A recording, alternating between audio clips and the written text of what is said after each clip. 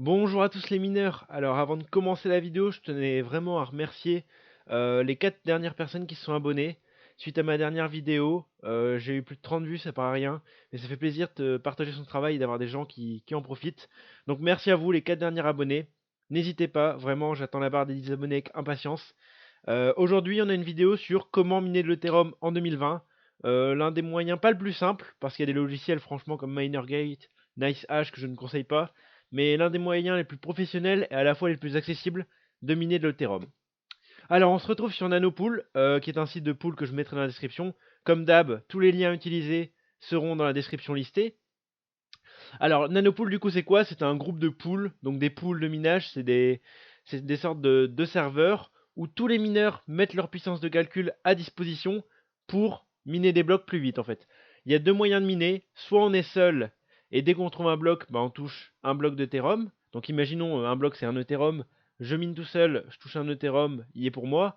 Là en fait le but d'une pool c'est d'en trouver beaucoup plus rapidement et de partager la somme entre plusieurs personnes. Alors, du coup, sur les poules, il y a deux gagnants. La poule, elle prend un petit pourcentage de 1 à 2%. Et le mineur, donc le logiciel que vous installez, va aussi prendre un petit pourcentage, 1 à 2%. Le reste est pour vous. Donc, du coup, sur Nanopool, vous allez dans Help. Donc, le Help, ça va être le petit quartier un peu promotionnel et où il y a toutes les informations sur la pool. Donc, moi, le but de cette vidéo, c'est d'extérioriser les informations qui sont là écrites en vidéo pour que ça soit plus simple. Donc, pour miner de l'Ethereum, vous allez devoir télécharger un mineur. Un mineur, qu'est-ce que c'est? C'est un logiciel qui va exploiter la puissance de votre ordinateur pour le retransmettre en calcul. C'est un petit peu la passerelle entre votre matériel et les calculs. Du coup, il va falloir télécharger un mineur. Hop là, excusez-moi. Il va falloir télécharger un mineur, Nanominer par exemple. Nanominer, c'est un des nouveaux mineurs. Avant, on utilisait Claymore. Aujourd'hui, Nanominer est conseillé. Il est conseillé à très peu de frais. C'est un bon mineur qui fait des bonnes performances sur les cartes parce que savoir qu'il y a des mineurs plus avantageux que d'autres. Vous pouvez gagner 1, 2, 3% de performance. Donc vous le téléchargez. Vous allez arriver sur GitHub qui est un petit peu un forum de la crypto-monnaie et où il y a toujours des liens de téléchargement. Si vous êtes sous Windows, c'est la version zip qu'il faut télécharger. Vous la téléchargez, le téléchargement se lance. Vous faites ouvrir, c'est un fichier rare ou zip selon ce que vous avez sur votre ordinateur. Hop là, il est là. Vous allez extraire le fichier, donc pour ça on clique, on l'extrait sur le bureau. On peut fermer cette fenêtre, c'est plus utile. Pareil, on peut retourner en arrière, on n'a plus besoin du lien de téléchargement. Tout va se passer dans le mineur maintenant. Alors vous allez ouvrir le fichier. Ça peut paraître un peu gros à première vue, mais c'est très très simple au final. Il n'y a que deux choses qui vont nous intéresser. Là, Nanominers, donc c'est l'application qu'on va lancer. Hop, je vais mettre là pour que vous puissiez voir. C'est l'application qu'on va lancer en fait, une fois que tout sera programmé. Mais avant de lancer, il va falloir faire quelques configurations. Vous allez dans config. C'est un fichier BAT, ça veut dire que c'est un cliquable. Ça veut dire que si on clique dessus, vous voyez, ça va me lancer. Enfin là, c'est par défaut. Si vous cliquez chez vous, ça va vous lancer une fenêtre noire et ça va pas marcher. Il faut faire clic droit, ouvrir avec le bloc-notes pour pouvoir modifier justement le lancement du mineur. Donc c'est là qu'on va configurer tout ce que notre mineur va faire. Rassurez-vous, rien de compliqué. Donc là, on a tout bonnement l'adresse des développeurs. Bien sûr, si vous voulez faire un don, je vous encourage. Faites un don à ces développeurs pour les remercier, mais nous, c'est pas ce qui nous intéresse pour l'instant. On va supprimer cette ligne. Et donc dans ce fichier qui permet de paramétrer notre mineur, on va aller prendre ce qui est conseillé par le. Comment ça s'appelle? Par la merde. Excusez-moi, par la poule. Donc là, on va faire CTRL-C. CTRL, on fait un petit écart, CTRL-V. Donc là, on a tout simplement copié-collé les informations de la poule pour que ce logiciel puisse reconnaître qu'on est sur cette poule et remplir nos informations. Donc là, vous allez mettre votre adresse Ethereum, mon adresse Ethereum qui est juste là. Hop là, Ethereum, Quick Start, bam. Hop là.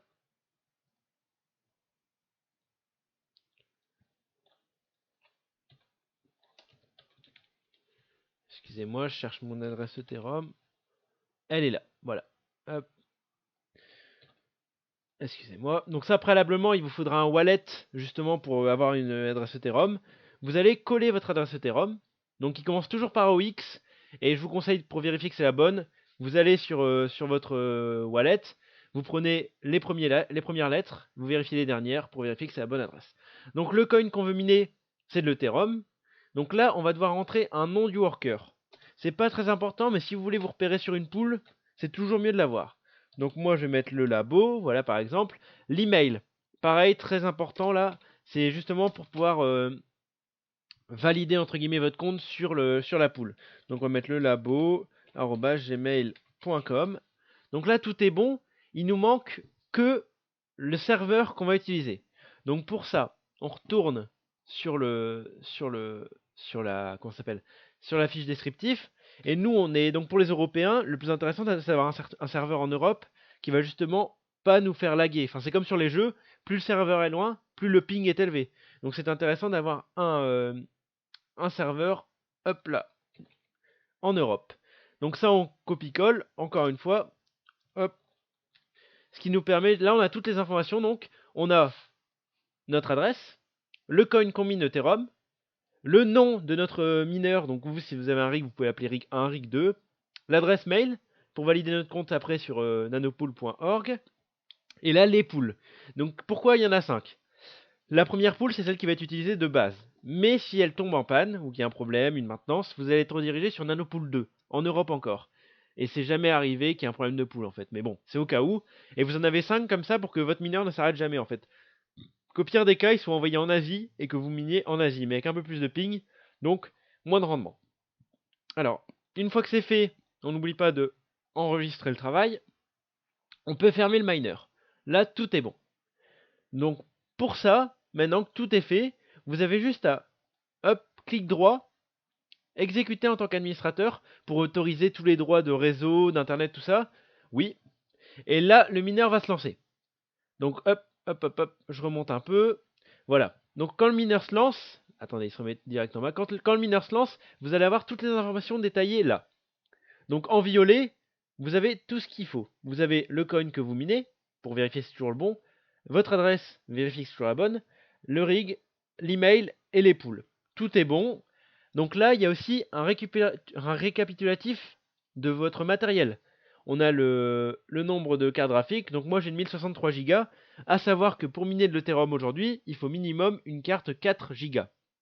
Parce que moi, là, avec ma carte actuelle, je ne peux pas télécharger le fichier Ethereum.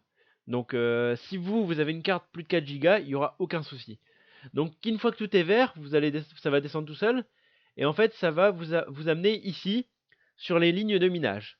Donc là, moi, je mine rien parce que comme je l'ai dit, ma carte elle peut pas télécharger le DAG. Mais je vous montre.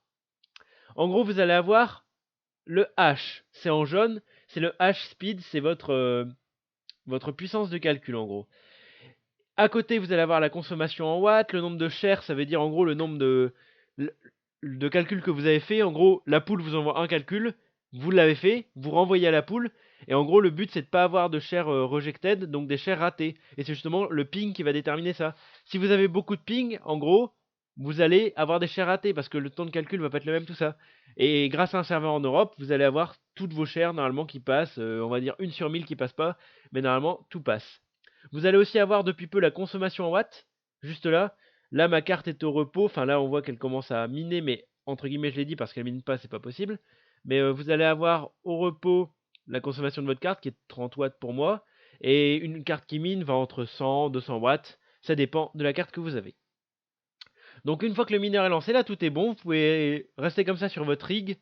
Et puis, laisser tourner, laisser tourner. Et là, donc, ça mine de l'Ethereum. Ensuite, pour vérifier que tout mine bien et justement paramétrer un peu tout ça. Parce que là, le mineur mine, mais la pool, elle n'a pas encore toutes les informations. Vous allez retourner sur Nanopool Ethereum, le lien c'est dans la description pareil. Vous allez dans votre dossier. Hop là, excusez-moi, j'arrête le mineur, hein, la vidéo est faite. Alors, vous allez aller dans Config, vous faites ouvrir avec comme d'hab, bloc-notes. Vous allez copier votre adresse Ethereum. CTRL-C. Hop là, on peut fermer le mineur, on n'en aura plus besoin. Vous allez sur le site nanopooleth.org, vous collez votre adresse. Et là, vous allez chercher. Donc vous, au départ, ça va pas forcément être comme ça, mais vous allez avoir le début du graphique en fait. C'est parce que là, ça mine depuis longtemps, mais au début, vous allez avoir le début du graphique. Donc il y a plusieurs informations importantes. Vous allez avoir votre hash, donc ce que fait votre rig. Si c'est 200, c'est 200, c'est 300, c'est 300. Donc ça, c'est des informations qui permettent de vérifier que votre rig fonctionne bien.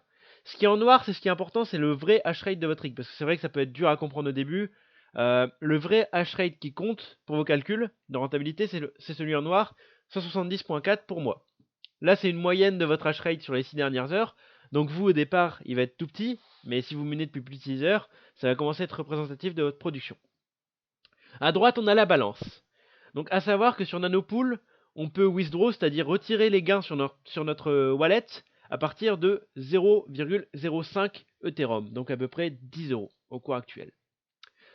De base, en fait le problème c'est que de base c'est fait à 0,10 Ethereum je crois. Donc pour modifier ça, justement c'est là que ça intervient, c'est qu'il va falloir mettre votre email.